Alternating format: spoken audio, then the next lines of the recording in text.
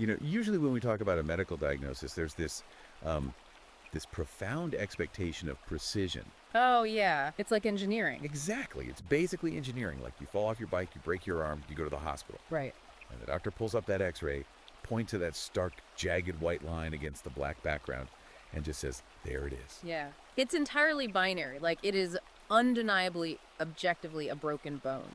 There's no debate about the lived experience of the radius or the ulna. Right. Broken or not broken. It's clean. And, there is something incredibly comforting about that. Totally. We really like things to be visible. We do. As humans, we like them to be categorized. We want a concrete cause and a concrete effect so we can, apply a concrete solution. Makes sense. But then you step away from the medical world and into the world of modern relationships specifically, into the domestic sphere between men and women. Oh, boy. Yeah, and suddenly that x-ray machine is completely shattered. We're looking at a diagnostic landscape that is honestly incredibly murky. It's a landscape where the cause and effect are totally disconnected. Exactly. And mapping it out feels almost impossible. But that is exactly what we're attempting to do today. Welcome, listener, to today's deep dive. We have a genuinely fascinating, highly provocative journey for you today. We really do. We're looking at a brand new ebook that basically attempts to build an x-ray machine for that exact relational murkiness. And it's guaranteed to hook your curiosity. 100%. Whether you're actively looking for a massive paradigm shift in how you view your own life, or, you are just trying to understand the intense undercurrents of our current cultural zeitgeist. So before we plunge into the deep end, do us a quick favor. Yes, please hit that like and subscribe button right now so you don't miss any of our future explorations. And trust us, you're going to want to explore this one further. Definitely. You can grab today's book on Amazon Kindle or Google Play Books. And you can follow the author's ongoing, continued work at the handle at Conrad Rieger on Substack. So the text we are unpacking today is called Emotional Tithe: How Men Pay for the Privilege of Being Destroyed by Discomfort. Quite the title. Right. It's written by Sophie Marie Eva Riker. And our mission for this deep dive is to completely unpack her extensive, highly charged, and frankly deeply architectural analysis of modern relationships. Yeah, as well as our current institutions and the shifting dynamics of gender. But we need to pause right here at the top. Yeah, we have to offer a very strict, explicit impartiality disclaimer. Crucial step. Right. Because we know our audience. We know that many of you listening are keenly interested in understanding the history of our institutions, how they operate today and how they evolved before the massive cultural shifts we see now. The shifts involving feminism and Marxism specifically. Exactly. And this book is explicitly written for a men's rights and red-pilled audience. It contains highly polarized, politically charged claims regarding those topics and what the author describes as total institutional capture. So we want to make it absolutely categorically clear to you, the listener, that we are not endorsing these viewpoints. No, we are not taking sides. We aren't here to be advocates. Our only job, really, is to impartially report the arguments. Right, the frameworks and the philosophical ideas contained in this text. Yeah. We are holding the author's exact perspective up to the light so you can examine the machinery she is describing. So you can understand the history she references and evaluate it for yourself. That's the perfect way to frame it. We are looking at a blueprint. And to understand the scope of this blueprint, we actually have to start small. Like micro-level small. Exactly. In the living room, in the kitchen, around the dinner table, before we can scale up to the boardroom or the courthouse. We have to understand the foundational premise of why this text argues the modern household is a fundamentally rigged economic and emotional arrangement. Let's unpack this core concept right away, the tithe. Okay, yeah. When I hear the word tithe, I immediately think of an ancient religious tax. Right, a mandatory 10%. Exactly. 10% of your crop or your income that you surrender to an authority figure just to remain in good standing. But the framework here introduces an emotional tithe. Which is very different. Right. What exactly is the currency being extracted here? Because it's obviously not wheat or gold. No, it's described as a hidden, completely unagreed upon tax levied specifically against men.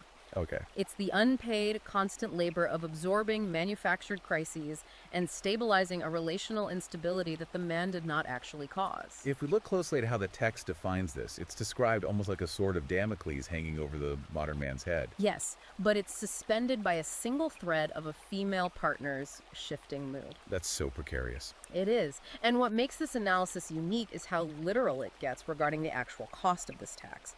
The author calculates the relational cost of a single sigh. Wait, really?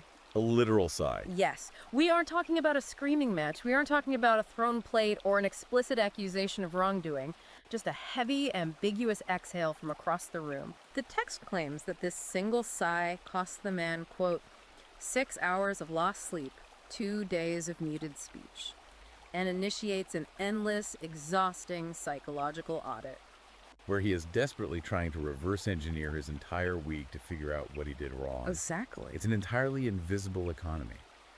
And the book uses this brilliant metaphor of a hidden ledger to explain it. I'm glad you brought that up. I want to spend some time exploring this because this is where the economic reality of the home gets turned entirely upside down. The hidden ledger is the foundational accounting system of the modern relationship under this framework. Right. So on one side of the ledger, you have male provision. Now, traditionally, we think of this as just a paycheck. Sure, financial provision. But the text expands this to physical infrastructure, emotional steadiness, fixing the roof, providing physical security. Maintaining the vehicles, killing the spider, handling the logistics of the mortgage, all of it. Exactly. The argument is that in this hidden ledger, all of that massive life-sustaining output is treated as a finite baseline expectation. Like, it's essentially treated as the gravity of the house. Yes. It receives absolutely zero credit because it is simply expected to be there. Which, I mean, makes sense in a twisted way. You don't wake up every morning and hand a gold star to the concept of gravity. Right, you just expect your feet to hit the floor. So the man's massive foundational provision is just background noise. Precisely. It is invisible until it fails.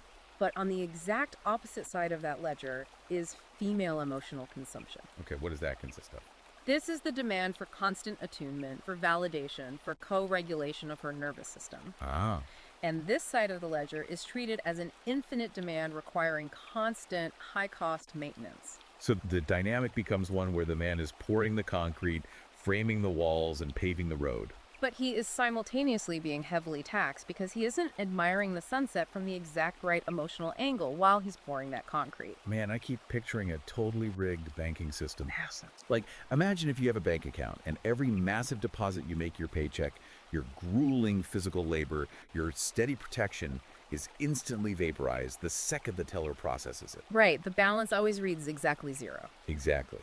You get no accumulated wealth for your good deeds. Right. But the overdraft fees for a single missed emotional cue. Like forgetting the anniversary of the day you met. Yeah, or just having a quiet, distant mood while driving those overdraft fees compound hourly. Ew. According to this framework, if a man is providing all this concrete, undeniable stability, how is it logically possible that a single forgotten date can completely bankrupt his entire relational account? It seems impossible. Right. Why doesn't the massive backlog of good deeds protect him? That is the exact paradox the author addresses, and she uses a specific term for it. She calls it the fallacy of the isolated incident as data. Okay, break that down for me. The system isn't glitching when it bankrupts him. It is functioning exactly as designed. The argument here is that the emotional economy of the home is designed so that a single emotional outburst or a single perceived slight on a random Tuesday completely overwrites hundreds of days of steady provision.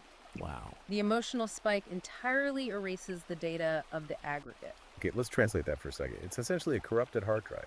That's a good way to look at it. Like, the system doesn't save the good files. It doesn't back up the thousands of days you came home on time, paid the bills, and supported the family. No, it only saves the error reports. So the isolated incident completely replaces the entire history of the relationship. That is a very accurate way to visualize it. The text argues that this dynamic creates a profound epistemic corruption. Epistemic corruption. Yeah. You have a scenario where a woman can catalog a single sharp inflection in his voice from 3 years ago, hold on to it, and recalibrate it as a foundational betrayal of her safety. While ignoring the rest. Right. Meanwhile, she completely ignores decades of the man's unflashy stoic reliability.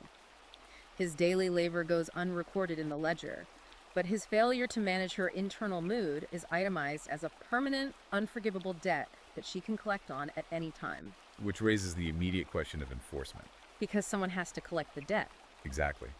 If this ledger is this deeply rigged, how are these rules actually enforced day to day? Because if you owe money to the IRS, they send you a certified letter. Right, you get a physical notice. If you overdraft your rigged bank account, you get an alert on your phone.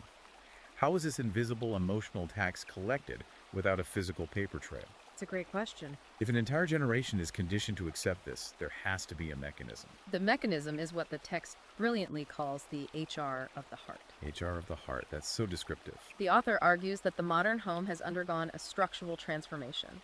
It has ceased to be a sanctuary of mutual rest and has been transformed into a domestic tribunal. Courtroom. Basically, yes.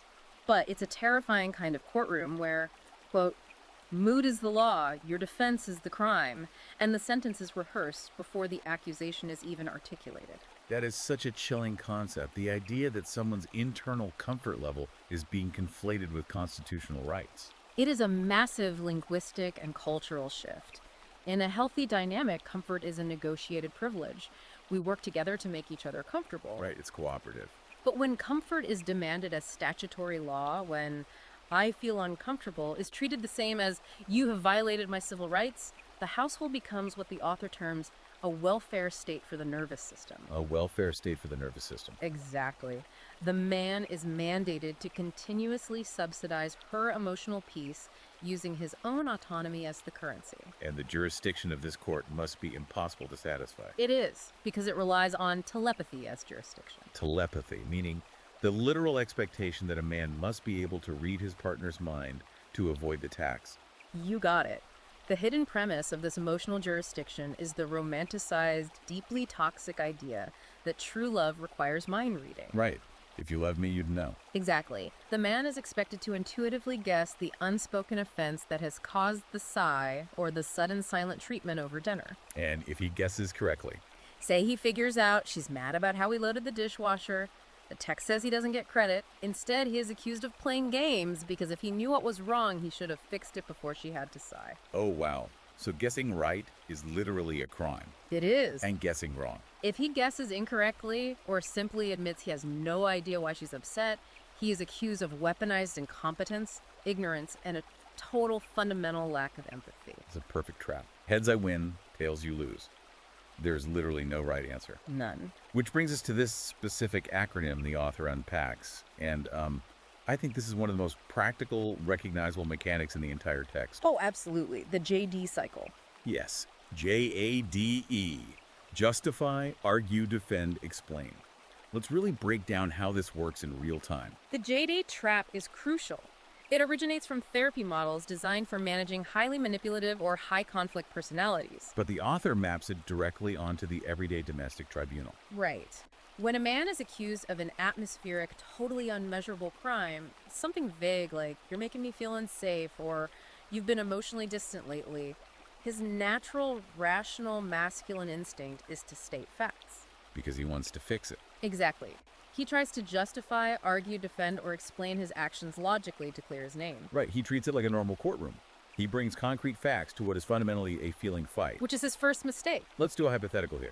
Say a man is sitting on the couch on a Saturday afternoon, quietly reading a biography. Okay. His partner walks in, sees him silent, and her mood shifts. She says, "Why are you punishing me today? Why are you so angry?" A classic atmospheric accusation. His immediate instinct is going to be, "I'm not punishing you. I'm literally just reading a book. I've been sitting here for an hour. I'm not angry at all." Yeah. That's him explaining and defending. Yeah. Yes, and according to the text, the exact moment he does that, the trap snaps shut. His factual defense is instantly reframed by the tribunal as pushback or invalidation. Wait, how does stating a fact equal invalidation? The author lays out the silent syllogism that governs this entire interaction. Okay, let's hear it. Premise 1, her feeling is her absolute reality. Premise 2, any male defense contradicts her feeling, thereby invalidating it. Oh, man. Premise 3, emotional invalidation is currently categorized by popular psychology as a tangible abusive harm. Therefore, all male defense is categorized as an act of violence. That's wild. So the more he explains that he was just reading a book, the guiltier he becomes of the new crime, Yeah. invalidating her lived experience. Exactly. His calm logic is aggressively recoded as coldness, control, or cruelty. It's Kafkaesque. It is a literal Kafka trial, where the exact action you take to prove your innocence is the exact action that gets you convicted. It really is. You say, here is the evidence that I didn't ignore you, and the response is, the fact that you are prioritizing evidence over my feelings proves you don't care about me. Yep. And this dynamic ties perfectly into what the book cites regarding Dr. Robert Glover's famous work, No More Mr. Nice Guy. Oh yeah, let's talk about the nice guy paradox. It's a seamless integration of Glover's clinical observations. The author maps the nice guy paradox directly onto this economic reality. How does that play out? The classic nice guy looks at this impossible tribunal and decides his best strategy is to simply purchase peace by acting as a human shock absorber. So he just takes it. Right. He absorbs all the weather, all the dysregulation, all the manufactured accusations. He thinks that his constant appeasement, his refusal to fight back, will eventually buy him a peaceful, stable home. He thinks if he just pays the emotional tithe quietly, the tax collector will eventually leave him alone. But the text argues that appeasement doesn't buy peace at all, does it? Far from it. The author insists that this strategy is actually fatal. Because it incentivizes the behavior. Exactly. By constantly yielding and absorbing the chaos without pushing back, he doesn't create peace. He manufactures deep structural contempt. Right. By rewarding her emotional volatility with his calm appeasement, he mathematically incentivizes her to test him further. He thinks he is buying peace, but he's merely renting it at an increasingly exorbitant daily rate. And then what happens? The eviction notice is served the exact moment he finally becomes too exhausted to pay the premium and tries to set a tiny boundary. And that sudden boundary is immediately rebranded by the partner as a hidden abusive cruelty he was harboring all along. Okay, here's where we need to stop and look at the engine under the hood, because I can hear the listener asking the exact same question I'm asking. Which is? Why does the author argue that this tension is manufactured? That's a very intentional word. Why couldn't this just be accidental friction? It's a fair question. Right. We have two different genders, two different communication styles, maybe just a misunderstanding of how to connect. Why use a deliberate word like manufactured? That is the pivotal insight of the text, and it brings us to what the author calls the drama engine. The drama engine. Okay. The text posits that this is not a communication error. It is a highly specific psychological mechanism functioning exactly as intended. How does it work? The etiology of the drama engine works like this. First, you have a modern mind that has been conditioned to depend on high emotional stimulation to feel secure. Okay, so it needs chaos to feel normal. Right. Second, that drama-dependent mind begins to interpret peace, silence, and stoic steadiness as emotional neglect. If nothing is happening, they feel abandoned. So if the house is quiet and he's just reading his book, like in our earlier example, her alarm bells go off because there is no emotional voltage. Precisely. Therefore, if tension and conflict are required to prove that the relationship is actively engaged and alive, then tension must be manufactured. Because peace feels like death to the drama engine. Exactly. The fight isn't a malfunction of the relationship. The fight is the feature. The conflict is the communication. The text explicitly states, the fight is not a malfunction, it is the communication. The man slowly learns that he cannot win by simply being good, steady, and reliable. Because steady is boring. Exactly. He has to be interesting, and to the drama engine, interest requires friction. The engine doesn't actually want him to fix the problem. If he fixes it, the engagement ends. Right. It wants him to feel the problem with her. The conflict itself is the actual product being generated, and whatever apology he eventually offers is just the packaging it comes in. Wow. Okay, so we've thoroughly mapped out the micro level. Right. We've looked at the living room, the hidden ledger, the telepathy tax, the JDE cycle, and this insatiable drama engine. It's a lot. It is. But if an entire generation is conditioned to treat comfort as a constitutional right at home, they don't suddenly turn that off when they badge into the office. It's definitely not. The author argues this doesn't stop at the front door. This exact same dynamic scales up to the macro level. It captures entire institutions. And this is where the book makes some of its most polarizing, sweeping claims about how society operates today. Let's look at what she calls the DEI empathy tax. The author asserts that the corporate world, specifically modern human resources departments and compliance offices, have completely adopted the exact playbook of the domestic tribunal. The framework has just been formalized. Right. The modern corporate compliance office, according to the text, no longer measures employee output in dollars, code, or deliverables. It increasingly measures output in size, in feelings of inclusion, and in the absence of perceived defense. The text mentions mandatory corporate training specifically. How does the domestic emotional tithe manifest in a corporate seminar? The book claims that in these mandatory diversity, equity, and inclusion trainings, male professionals, specifically white-collar men, are essentially forced to sit quietly while their demographic is narrated as a site of historical and ongoing injury to everyone else.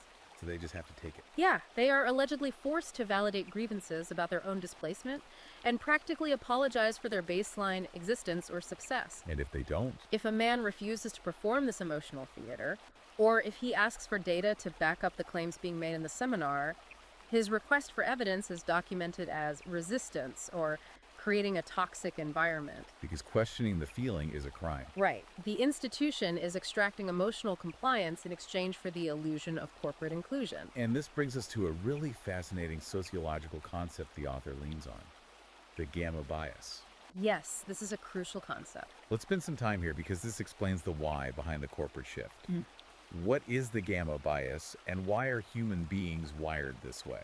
The gamma bias is a concept from social psychology that highlights the cognitive distortion in how society views gender. Okay. Simply put, it is the systemic mechanism that automatically rewards female distress and simultaneously punishes or ignores male stoic competence. And there's an evolutionary root to this, right? There is. The evolutionary argument is that human beings are hardwired to protect the reproducer of the species. When a woman cries, the entire village is biologically programmed to rush in, offer resources, neutralize the threat, and soothe her. It's an ancient survival mechanism that kept the species alive. Exactly. But the text argues it's been hijacked by modern bureaucracy. How so? What used to be a physical survival mechanism has been institutionalized into a corporate weapon. The text argues that in these captured institutions, a woman who performs distress, who cries in a meeting, or who files a vague grievance about feeling unsupported, receives immediate resources, promotions, sympathy, and structural power. Wow. And the men. Conversely, a man who remains entirely calm, stoic, and problem-focused during a corporate crisis is systematically punished for exhibiting classical masculine virtue. Because his lack of visible panic is read as a lack of empathy. Exactly. The book gives a really specific, highly detailed example of this, the story of the senior engineer. Let's walk through what happened there. Yes, the text details a very telling corporate scenario. There was a massive database failure at a tech company, a real crisis where millions of dollars were on the line. A major outage. Right. A senior male engineer immediately goes into the server room, completely isolates himself from the panic, and calmly, methodically writes the script to restore the system. Okay, so he's doing his job. Meanwhile, his female colleague is having a total meltdown, crying in the conference room because the stress of the outage is too much for her. So he is actually fixing the physical problem while she is generating an emotional problem. Right. And what is the outcome? According to the author, the senior engineer is essentially coached out of his job shortly after. Wait, he got fired for fixing the server? His mistake wasn't incompetence. He literally saved the company. His mistake was refusing to panic alongside his colleagues. Unbelievable. His calm, quiet focus in the server room was reframed by HR as arrogance, and his silence during her meltdown was labeled contempt. And what happened to the coworker who was crying? The female colleague, who sobbed at her desk, entirely unable to perform her technical duties, was promoted a month later to a newly created wellness coordinator role. Well, the man who saved the database received a severance package because he wasn't a culture fit. You can't make it up. It's unbelievable. It's like being a meteorologist for someone else's internal climate. That's a great analogy. Right. You're the guy who built the weather station, you poured the concrete, you set up the radar, you predicted the storm, but you're being fired because you couldn't stop it from raining inside your coworker's mind. Exactly. You are being held responsible for the weather. And the author points out that this isn't just in tech. She looks at the university system too, specifically the Title IX tribunals. She references the famous mattress protests at Columbia and Stanford. Right. The text uses those highly publicized campus protests as the beta test for this total institutional capture. Okay, how does that work in a university setting? The author claims that in these campus Title IX tribunals, male students were subjected to relentless campaigns of social and institutional execution, completely devoid of traditional due process. So no cross-examination, no presumption of innocence. None. Furthermore, the text argues that when these accused male students offered calm, legalistic, and highly factual offenses, bringing in timestamp texts and geolocation data to prove they weren't even present, the very act of proving their innocence was actively reframed by the university tribunal as an act of violence against female vulnerability. Wait, really? Because his objective facts disrupted the sanctified atmosphere of her subjective feelings. Exactly. The text states that a female accuser, even if speaking in contradictory fragments, is protected by an impenetrable shield of therapeutic jargon. She is living her truth. And the guy. Meanwhile, the male student is actively punished for citing concrete evidence. In these captured spaces, subjective feeling is structurally elevated to the status of objective fact, and objective fact is demoted to the status of a microaggression. The book also looks at media capture. It cites that infamous 2019 Gillette ad, "The best men can be." I remember the massive uproar over that. Oh, yeah. It was huge. How does the author frame that cultural moment? The author views that specific advertising campaign as the perfect media artifact of a completely hijacked moral architecture. What does the text say the ad was actually doing? The text claims the ad took baseline, healthy male joy, things like young boys wrestling in the grass or men joking with each other at a weekend barbecue, and indicted all of it as evidence of systemic cruelty, toxic masculinity, and complicity in female suffering. Wow. The author describes it not as a commercial selling razors, but as a public corporate inquisition demanding mass male contrition for simply existing. And then, of course, the book tackles the James Damore case from Google. Yes, the Damore case from 2017 is used as the ultimate crystallization of this dynamic. Remind me what happened there. Vonor, a software engineer, wrote a very calm, heavily cited internal memo regarding biological differences in population distributions. He was trying to explain why there might not be a 50-50 gender parity in certain high-stress tech roles. Right, and he used actual science. He cited mainstream evolutionary psychology, and he was instantly fired. So the author uses this to prove a point about institutions. She uses this to argue that inside capture institutions, rational data, biological reality, and the scientific method itself are treated as literal existential threats if they fail to perfectly validate the required emotional narrative of the HR department. So we have to pull back and ask the massive structural question here. Right, the historical question. How does the author trace the history of this shift? When did our institutions, the very institutions that literally built the modern world, built the power grid, built the internet, established the legal code, when did they stop valuing concrete competence and start, as the book claims, worshiping fragility? How did we get here philosophically? Exactly. To answer that, the author dives incredibly deep into moral psychology, specifically weaponizing the work of the renowned social psychologist Jonathan Haidt. Oh, Haidt? Okay. The text leans very heavily on Haidt's moral foundations theory, which was popularized in his phenomenal 2012 book, The Righteous Mind. Okay, let's unpack Haidt's framework, because if we don't understand the underlying psychology, none of this societal shift makes sense. True. What are these foundations and how does Riker use them? Haidt proposes that human morality isn't just one thing. It is based on several distinct, innate evolutionary foundations. Think of them like taste receptors on the tongue. Right, different flavors of morality. The primary ones are care harm, fairness cheating, loyalty betrayal, authority subversion, and sanctity degradation. Okay. Now, Riker points out the psychological data showing that women, on average, score significantly higher on the care harm foundation. Which makes sense. It makes evolutionary sense, yes. Yeah. It is biologically linked to infant care vigilance, threat detection, and keeping the vulnerable safe. And men.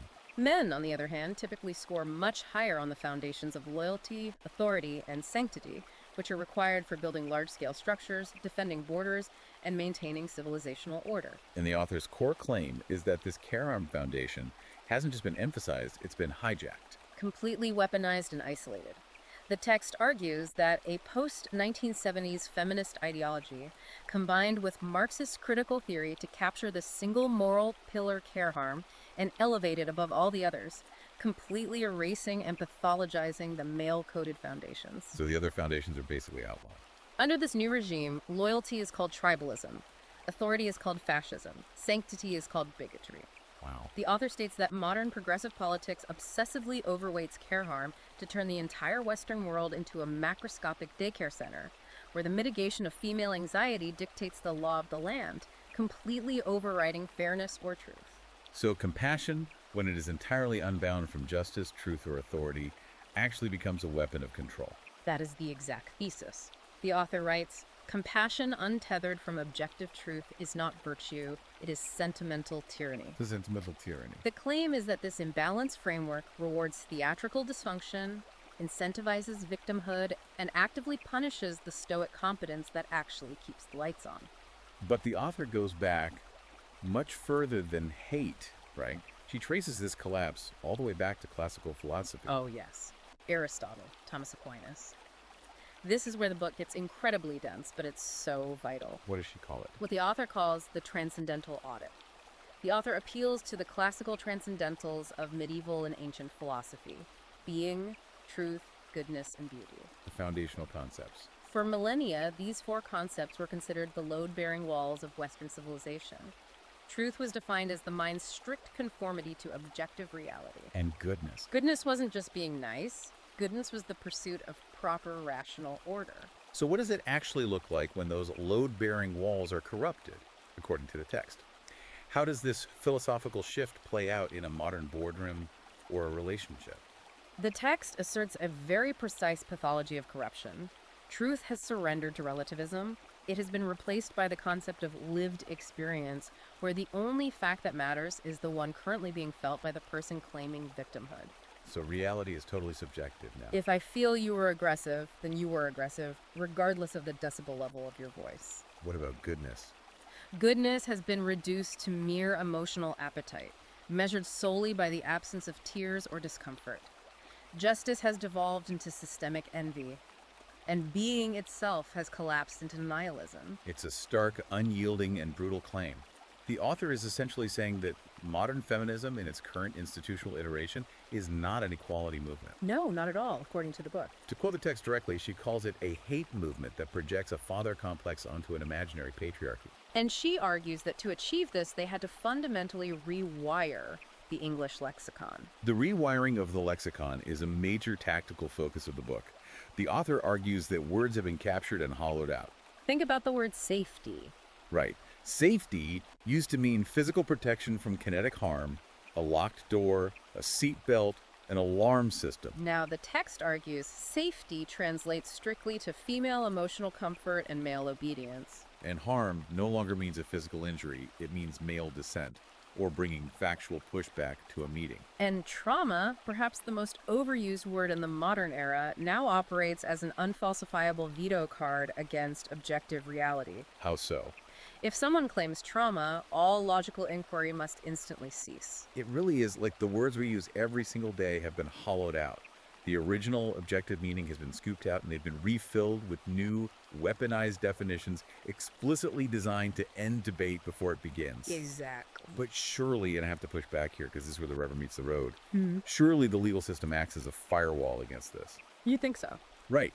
You can manipulate HR, you can manipulate university tribunal, but the actual courts, the courts are based on hard evidence, perjury laws, cross-examination, physical receipts. They can't possibly operate on pure emotional logic, can they? That is the logical assumption. But according to the author, the legal system is not a firewall at all. In fact, it is the ultimate enforcer. The enforcer. This brings us to part 5 of the book, the family law pipeline, which the text describes as the ultimate state-sponsored extraction of the emotional tithe. The text actually refers to it as the courtroom of tears, which is incredibly evocative. The author argues that the legal machine, particularly family law, was never impartial, and that modern family courts operate on the exact same corrupted grammar of feelings as evidence that the domestic living room tribunal uses. So it's just scaled up. The pipeline is designed to take a kitchen sink emotional meltdown and translate it directly into literal, state-enforced asset forfeiture. But how does that actually work mechanically?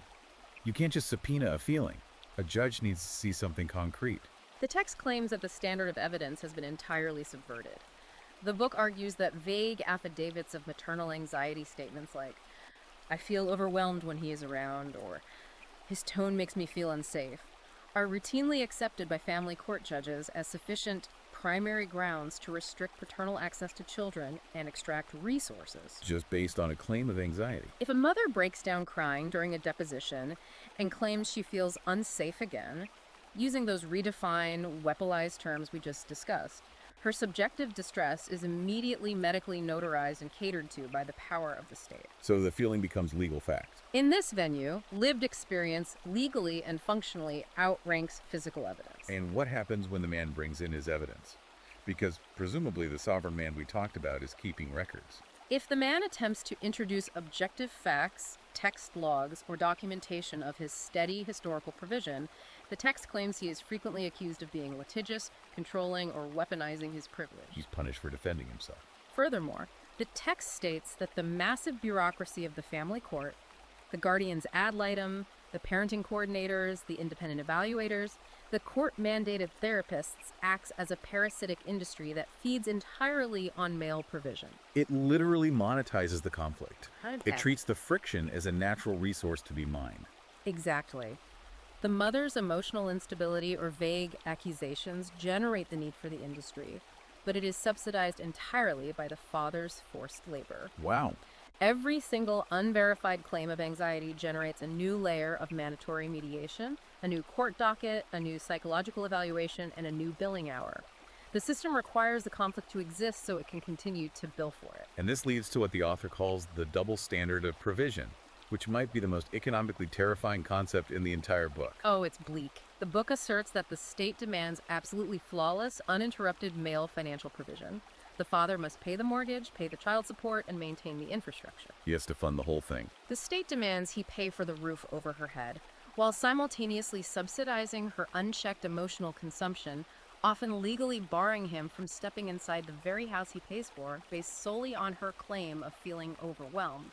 It's total accountability, completely divorced from any authority. The author says the court transforms the traditional father from a bleeding heart into a fiscal and legal butcher block, carved up to feed the bureaucratic machine. Okay, the author has laid out an incredibly bleak, suffocating, and terrifying architectural landscape. She really has. We've seen how the living room is a tribunal, the HR department is an empathy trap, the university is an inquisition, and the family court is a literal asset forfeiture machine. It is heavy, heavy material. But the book doesn't end there. We move to part 6, the counteroffensive. The author actually proposes concrete solutions for the listener. What is the way out of this matrix? The way out, according to the text, is the absolute restoration of what she calls male sovereignty and realizing the detachment dividend. How does this start? It begins with a very strict, almost mechanical protocol called the logical audit. Right. The author gives 4 exact sequential questions a man must ask himself and his partner to cut through the emotional fog of the tribunal. Let's walk through those carefully because this is the actionable part of the text. When faced with an atmospheric emotional jurisdiction claim, the sovereign man must ask, 1.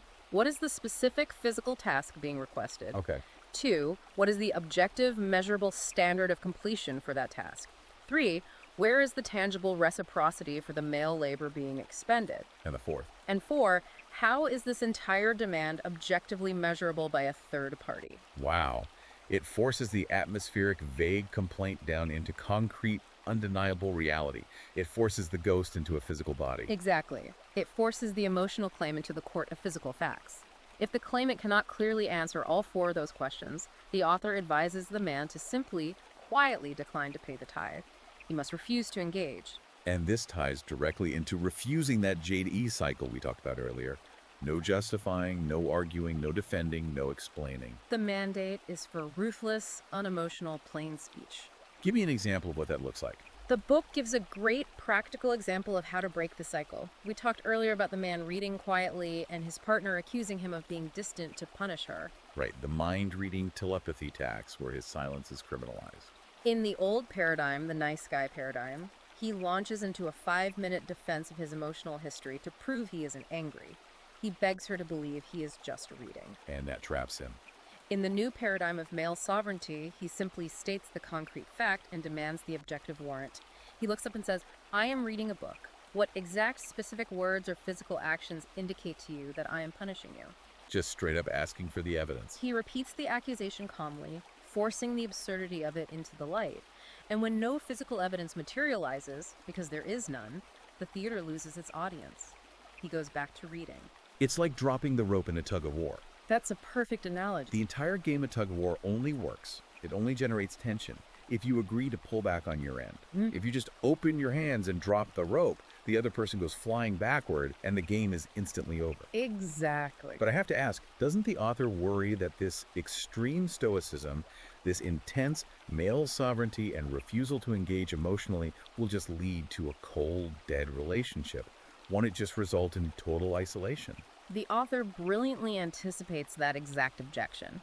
She notes that the emotional tyrant, or the captured institution, will immediately use the slippery slope fallacy to claim that any male detachment, any refusal to co-regulate their anxiety will lead to the destruction of the relationship. But she disagrees. But the text argues that male sovereignty is not cruelty.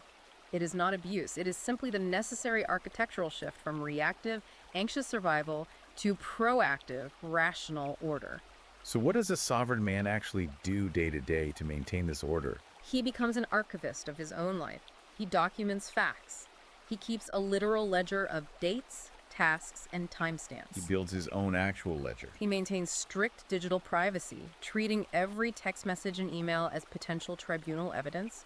He absolutely refuses to treat shifting, emotional tectonic plates as stable ground to build a life on. And what's the phrase the author uses? And most importantly, as the author quips, he brings a spreadsheet to a sob story. He demands evidence, proportion, and objective due process in his own home and in his workplace. And the ultimate result of this, what is the detachment dividend? The book concludes with some very compelling anecdotal data. It claims that men who successfully reclaim this traditional stoic agency, who stop caring if they are called insensitive by a broken system, report vastly lower rates of corporate burnout, lower blood pressure, and a near total elimination of clinical depression. That's incredible. By refusing to absorb the undisciplined, chaotic emotional states of others, they free up massive amounts of cognitive bandwidth. They use that bandwidth to build actual wealth, focus on their physical health, and truly protect their families from external threats. So true peace requires boundaries. True peace, the author argues, requires objective standards. It cannot be achieved through a hostage negotiation. The sovereign man doesn't try to destroy the emotional storm, he simply refuses to be the vessel it uses to make landfall. Wow. Okay.